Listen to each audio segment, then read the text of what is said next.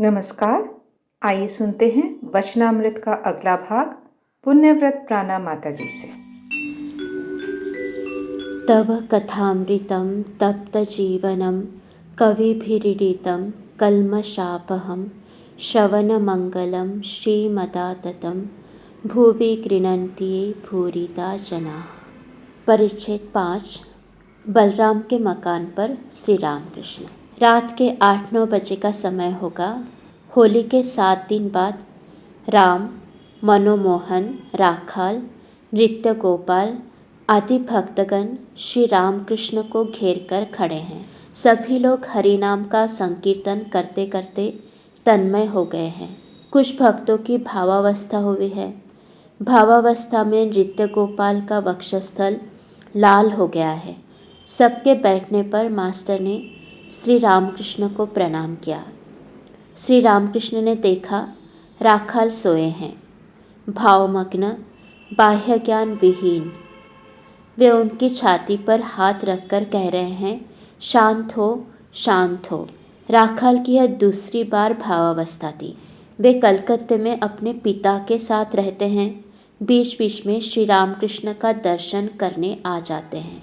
इसके पूर्व उन्होंने श्यामपुकुर में विद्यासागर महाशय के स्कूल में कुछ दिन अध्ययन किया था। श्री रामकृष्ण ने मास्टर से दक्षिणेश्वर में कहा था, मैं कलकत्ते में बलराम के घर जाऊंगा, तुम भी आना। इसीलिए वे उनका दर्शन करने आए हैं। फाल्गुन कृष्णा सप्तमी, शनिवार, 11 मार्च 1882 ईस्वी सन। श्रीयुत बलराम श्री रामकृष्ण को निमंत्रण देकर लाए हैं।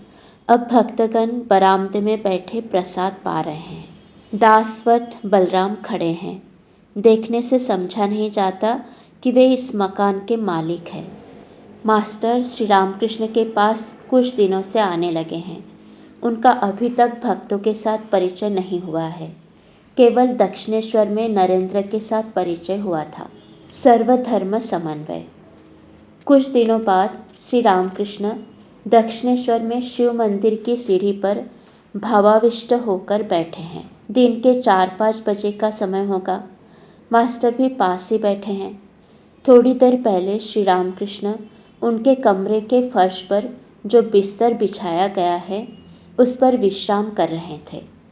अभी उनकी सेवा के लिए सदैव उनके पास कोई नहीं रहता था। हृदय के चले जाने के बाद से उनको कष्ट हो रहा है। कलकत्ते से मास्टर के आने पर वे उनके साथ बात करते करते श्री राधाकांत मंदिर के सामने वाले शिव मंदिर की सीढ़ी पर आकर बैठे। मंदिर देखते ही वे एकाएक भावाविष्ट हो गए हैं। वे जगन माता के साथ बातचीत कर रहे हैं। कह रहे हैं, माँ, सभी कहते हैं मेरी घड़ी ठीक चल रही है। ईसाई, हिंदू, मुसलमान सभी कहते हैं मेरा धर्म ठीक है, परंतु माँ, किसी की भी तो घड़ी ठीक नहीं चल रही है।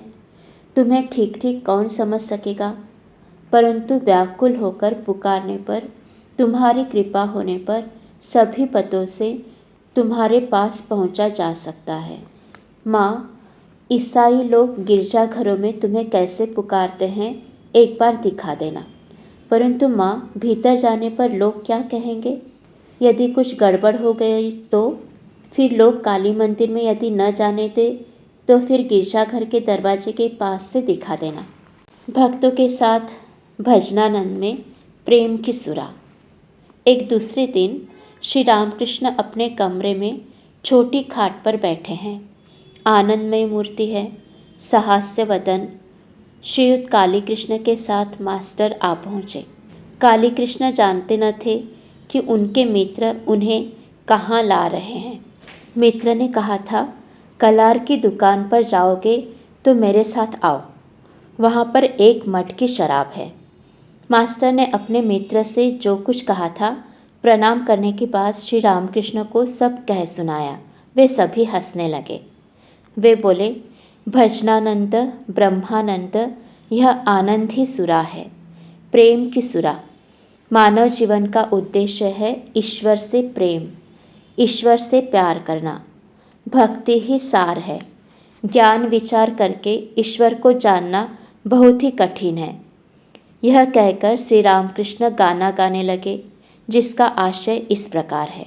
कौन जाने काली कैसी है, शरदर्शन उन्हें देख नहीं सकते।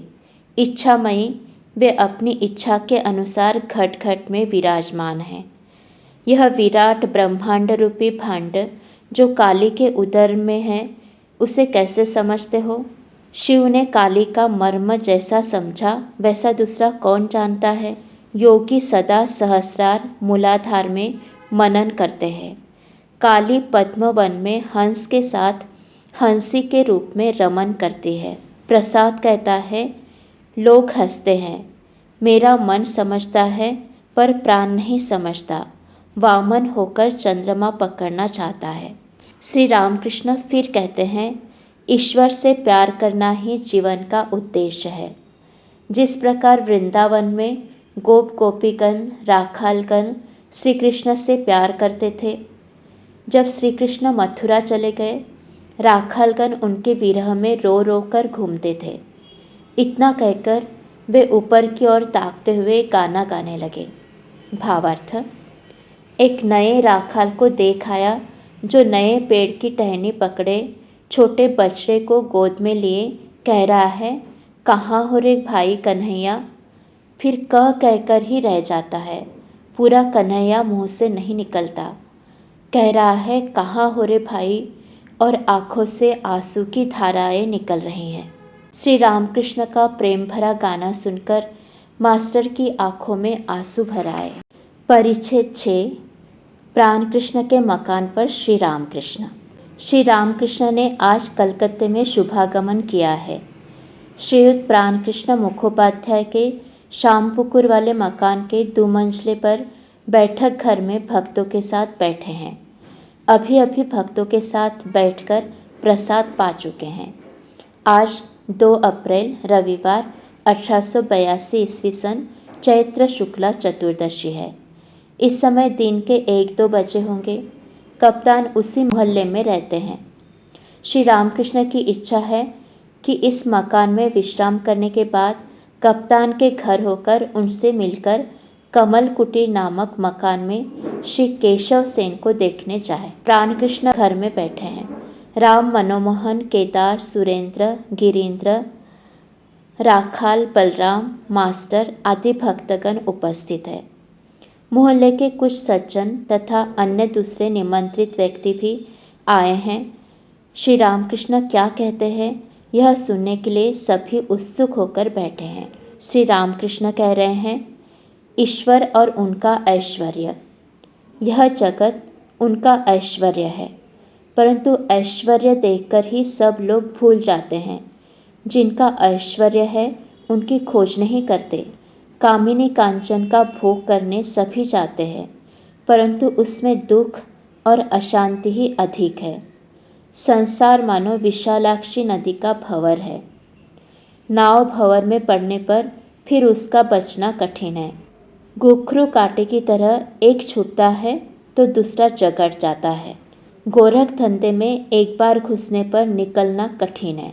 मनुष्य मानो जल सा जाता है। एक भक्त पूछ रहे हैं, महाराज तो उपाय? उपाय साधु संग और प्रार्थना। श्री रामकृष्ण, वैद्य के पास गए बिना रोग ठीक नहीं होता। साधु संग एक ही दिन करने से कुछ नहीं होता, सदा ही आवश्यक है। रोग लगा ही है, फिर वैद्य के पास बिना रहे नाड़ी क्या नहीं होता। साथ साथ घूमना पड़ता है, तब समझ में आता है कि कौन कफ की नाड़ी है और कौन पित्त की नाड़ी। भक्त, साधु संग से क्या उपकार होता है? श्री रामकृष्ण, ईश्वर पर अनुराग होता है, उनसे प्रेम होता है। व्याकुलता न आने से कुछ भी नहीं होता। साधु संग करते करते ईश्वर के लिए प्राण व्याकुल होता है। जिस प्रकार घर में कोई अस्वस्थ होने पर मन सदा ही चिंतित रहता है, और यदि किसी की नौकरी छूट जाती है तो वह जिस प्रकार ऑफिस में घूमता रहता है, व्याकुल होता रहता है, उसी प्रकार यदि किसी ऑफिस में उसे जवाब मिलता है कि कोई काम नहीं है, तो फिर दूसरे दिन आकर पूछता है, क्या आज कोई जगह खाली हुई? एक और उपाय है, व्याकुल होकर प्रार्थना करना। ईश्वर अपने हैं, उनसे कहना पड़ता है तुम कैसे हो, दर्शन दो। दर्शन देना ही होगा। तुमने मुझे पैदा क्यों किया? सिखों ने कहा था ईश्वर दयामय है। मैंने उनसे कहा था दयामय क्यों कहूँ? उन्होंने हमें पैदा किया है, यदि वे ऐसा करें जिससे हमारा मंगल हो तो इसमें आश्चर्य क्या है? माँ बाप बच्चों का पालन करेंगे ही, इसमें फिर दया की क्या बात है? यह तो करना ही होगा। इसलिए उन पर ज़बरदस्ती करके उनसे प्रार्थना स्वीकार करनी होगी। वे हमारी माँ बाप हैं। लड़का यदि खाना पीना छोड़ दे तो माँ बाप उसके बालिग होने के 3 वर्ष पहले ही उसका हिस्सा उसे दे देते हैं। फिर जब लड़का पैसा मांगता और बार बार कहता है माँ तेरे पैरों पड़ता हूँ, मुझे 2 पैसे दे दो, तो माँ हैरान होकर उसकी व्याकुलता देख पैसा फेंक देती है। साधु संग करने पर एक और उपकार होता है, सत और असत का विचार। सत नित्य पदार्थ अर्थात ईश्वर, असत अर्थात अनित्य। असत पद पर मन जाते ही विचार करना पड़ता है। हाथी जब दूसरों के केले के पेड़ खाने के लिए सूंड बढ़ाता है तो उसी समय महावत उसे अंकुश मारता है। पड़ोसी, महाराज पाप बुद्धि क्यों होती है? श्री रामकृष्ण, उनके जगत में सभी प्रकार है। साधु लोग भी उन्होंने बनाया है, दुष्ट लोगों को भी उन्होंने ही बनाया है। सद्बुद्धि भी वे देते हैं और असद बुद्धि भी वे देते हैं। तो क्या पाप करने पर हमारी कोई जिम्मेदारी नहीं है? श्री रामकृष्ण, ईश्वर का नियम है कि पाप करने पर उसका फल भोगना पड़ेगा। मिर्च खाने पर क्या तीखा न लगेगा? सेजो बाबू ने अपनी जवानी में बहुत कुछ किया था, इसलिए मरते समय उन्हें अनेक प्रकार के रोग हुए। कम उम्र में इतना पता नहीं चलता। काली बाड़ी में भोजन पकाने के लिए सुंदर बन की लकड़ी रहती है। वह गीली लकड़ी पहले पहल अच्छी जलती है, उस समय मालूम भी नहीं होता कि इसके अंदर जल है। लकड़ी का जलना समाप्त होते समय सारा जल पीछे की ओर आ जाता है और फैंच फैंच करके चूल्हे की आग बुझा देता है। इसलिए काम, क्रोध, लोभ, इन सब से सावधान रहना चाहिए। देखो न, हनुमान ने क्रोध में लंका जला दी थी। अंत में ख्याल आया अशोक वन में सीता है, तब छटपटाने लगे कि कहीं सीता जी का कुछ न हो जाए। पड़ोसी, तो ईश्वर ने दुष्ट लोगों को बनाया ही क्यों? श्री रामकृष्ण, उनकी इच्छा, उनकी लीला, उनकी माया में विद्या भी है, अविद्या भी है, अंधकार की भी आवश्यकता है। अंधकार रहने पर प्रकाश की महिमा और भी अधिक प्रकट होती है। काम, क्रोध, लोभादि खराब चीज तो आवश्यक है, परंतु उन्होंने ये दिए क्यों? दिए महान व्यक्तियों को तैयार करने के लिए। मनुष्य इंद्रियों पर विजय प्राप्त करने से महान होता है। जितेंद्रिय क्या नहीं कर सकता? उनकी कृपा से उससे ईश्वर प्राप्ति तक हो सकती है। फिर दूसरी ओर देखो, काम से उनकी सृष्टि की लीला चल रही है। दुष्ट लोगों को भी आवश्यकता है। एक गांव के कुछ लोग बहुत उद्दंड हो गए थे। उस समय वहां गोलोक चौधरी को भेज दिया गया। उसके नाम से लोग कांपने लगे, इतना कठोर शासन था उसका। अतः अच्छे बुरे सभी तरह के लोग चाहिए। सीता जी बोली, राम, अयोध्या में यदि सभी सुंदर महल होते तो कैसा अच्छा होता। मैं देख रही हूँ अनेक मकान टूट गए हैं, कुछ पुराने हो गए हैं। श्री राम बोले, सीता, यदि सभी मकान सुंदर हो तो मिस्त्री लोग क्या करेंगे? ईश्वर ने सभी प्रकार के पदार्थ बनाए हैं, अच्छे पेड़, विषैले पेड़ और व्यर्थ के पौधे भी। जानवरों में भले बुरे सभी है, बाघ, शेर, सांप सभी है। हम जल्द ही वचनामृत का अगला भाग प्रस्तुत करेंगे। आशा है आपको ये भाग ज़रूर अच्छा लगा होगा। ऐसे ही वीडियोस देखने के लिए और सुनने के लिए देवाक्षर के साथ जुड़े रहिए। चैनल को सब्सक्राइब कीजिए, दोस्तों के साथ शेयर कीजिए। आप सभी का बहुत बहुत धन्यवाद।